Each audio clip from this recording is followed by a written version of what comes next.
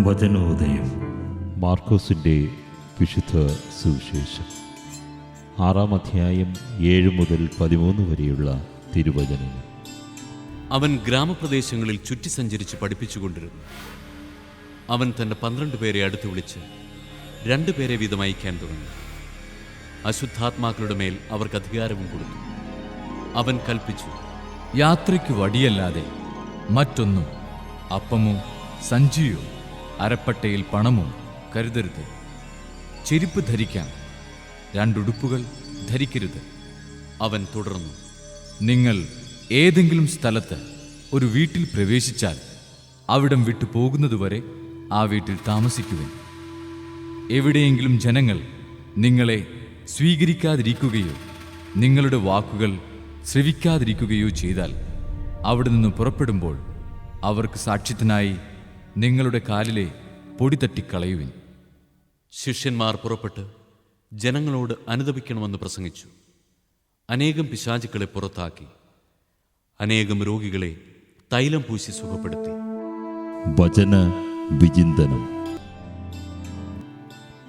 യേശുക്രിസ്തുവിൻ്റെ ശുശ്രൂഷയിലെ ഒരു സുപ്രധാന നിമിഷം അവതരിപ്പിക്കുന്ന സുവിശേഷ ഭാഗമാണിത്.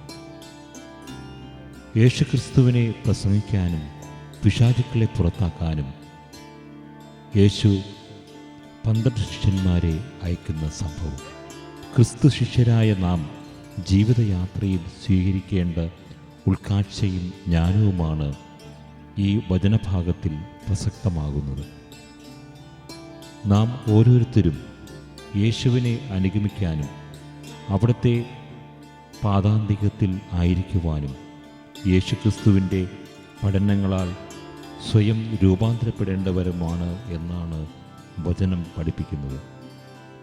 സ്വന്തം കഴിവുകളിലും അറിവുകളിലും മാത്രം ശ്രദ്ധ ചെലുത്തുന്ന സ്വാർത്ഥ മനോഭാവം മാറ്റി യേശുവിനോടൊപ്പം ഐക്യപ്പെട്ട് അവിടുത്തെ കൃപയും ശക്തിയും ഉപയോഗിച്ച് പ്രവർത്തിക്കുന്നവരാകണം. അങ്ങനെ വിശ്വസ്തയോടെ ശുശ്രൂഷ ചെയ്യുമ്പോൾ ദൈവം നമ്മുടെ ആവശ്യങ്ങളെല്ലാം നിറവേറ്റും. അതുകൊണ്ടാണ് ശിഷ്യരുടെ യാത്രയിൽ ചിലതൊക്കെ ഉപേക്ഷിക്കുവാൻ യേശു ആവശ്യപ്പെടുന്നത്. അതുപോലെ തന്നെ തിരസ്കരണമുണ്ടാകുമ്പോൾ അത് തട്ടിക്കളഞ്ഞ് മുന്നോട്ടു പോകണം എന്നും വചനം പഠിപ്പിക്കുന്നു. അതുകൊണ്ടാണ് കാലിലെ പൊടി തട്ടിക്കളയുവാൻ ആവശ്യപ്പെടുന്നത്. എല്ലാറ്റിനും ഉപരി ക്രിസ്തു ശിഷ്യൻ സഹകരണ മനോഭാവത്തോടും ഉത്തരവാദിത്തോടും പരസ്പരം പ്രോത്സാഹിപ്പിച്ചും പിന്തുണച്ചും പ്രവർത്തിക്കണം എന്ന് യേശു പഠിപ്പിക്കുന്നു. സുവിശേഷം നൽകുന്ന പാഠങ്ങൾ ഉള്ളിൽ സ്വീകരിച്ച് ജീവിതയാത്രയിൽ ധൈര്യപൂർവ്വം മുന്നോട്ട് നീങ്ങാം.